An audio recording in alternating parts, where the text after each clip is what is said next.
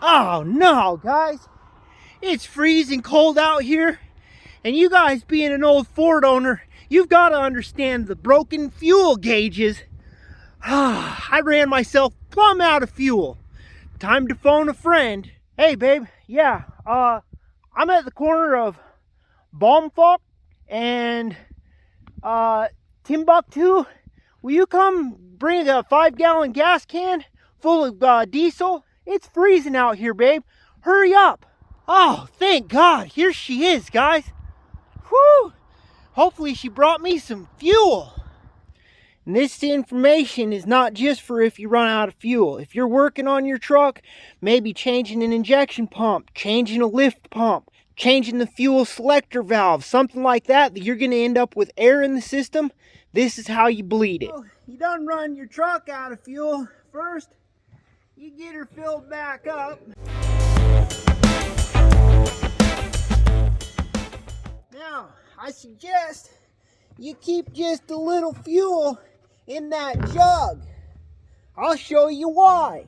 You're going to go ahead and pull this here fuel filter, and we're going to get it filled back up. Alrighty, so got the filter loosened up. Now, the reason we kept a little fuel in the jug instead of just sticking it all in the tank is we're going to fill this filter here. Now, I suggest you fill through these outside holes, because then that filters the fuel and clean fuel comes up in the middle. Most of our 5-gallon jugs, they usually got a little bit of crap in there, and you don't want that down the middle and then straight into your injection pump. But you don't have to use fuel. If you've got ATF or diesel clean, that works even better. And yes, guys, I said ATF, automatic transmission fluid. This stuff burns, yes, and it also will lubricate the insides of your injection pump. It's actually really good to throw some of this in your fuel, or to any time you do a filter change, a fuel filter change, fill it up with the ATF. Let it get inside that injection pump and get things lubed up. This is a little more expensive, but it's actually made for lubricating. A little bit of a history lesson. They used to have sulfurs and things in the diesel fuel that helped lubricate it, helped lube up injection pumps and injectors and things in the diesel engine. They no longer have those, so we have to add some things back into it to keep it lubed up. So if you're new to the IDI game, I really highly suggest picking up a jug of that diesel clean and putting a little bit in each time that you fill up your tank, as well as refilling your fuel filter whenever you do a filter change. Now you're going to take that refilled filter full of ATF, diesel clean, or the rest of your diesel out of the jug. You don't want to get it super tight, because they become a real pain to get off if you ever run out of fuel next to the road and you maybe don't got a filter wrench, don't got all your tools. You don't want to be in a situation you can't get this filter off next to the road, guys. Trust me, I've done it before. Alrighty guys, so I'm going to show you my method of getting the air out of the system. Now, some people are going to tell you got to loosen injector lines and do all this other doohickery to get the air out of the system. I never have. I've owned over 10 IDIs. I've never loosened injector lines. I feel like it's just a recipe for disaster. Well, you might crack something. You might not be able to get it sealed again. So why mess with it? Go straight to that Schrader valve and get your air out. My method to bleed the system in one of these trucks is go like this across the starter solenoid. This here is your starting solenoid. So you want to arc across these two with anything metal. Usually use a flathead screwdriver myself, and just arc it in there. Make sure that your vehicle is in park or neutral if it's a manual, so you don't lurch the vehicle forward. And at the same time, I use something like a pen cap to hit this Schrader valve and bleed the air out.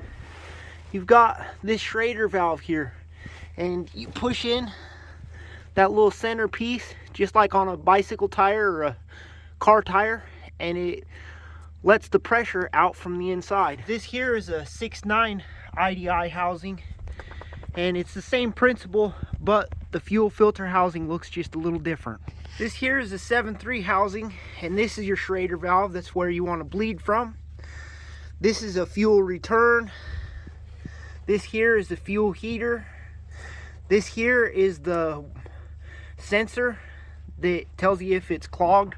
If you're getting a lot of air up into your filter housing on the 7.3, real common place for a leak is that fuel heater.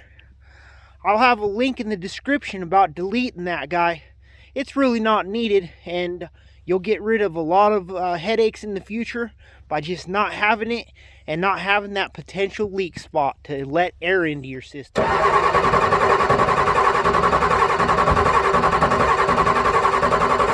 Man, it's cold out here. It's like 10 degrees, guys.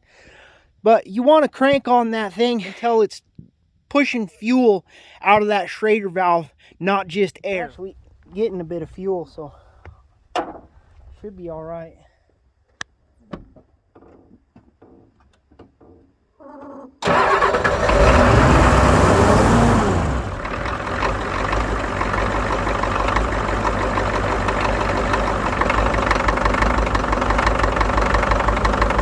You hear it knocking. Let it kind of pump up. I just keep on hitting that Schrader valve.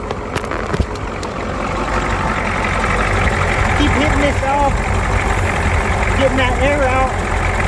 Eventually it'll be fuel coming. Keep hitting that Schrader valve, guys, until it's nice clean fuel coming out. You don't want a lot of air bubbles and air. You just want it nice clean fuel. And then you know your system's bled. So if I taught you something in this video, give me a thumbs up. It's really appreciated. By this small YouTuber trying to grow, trying to beat those evil algorithms. Check out the video description. I'll have links to a bunch of other IDI content. And if you want to see future IDI videos, hit that subscribe button. It's really appreciated. But until next time, believe in what God gave you, guys. Use your hands, take on projects, build, fix, create. Till next time, keep building shit.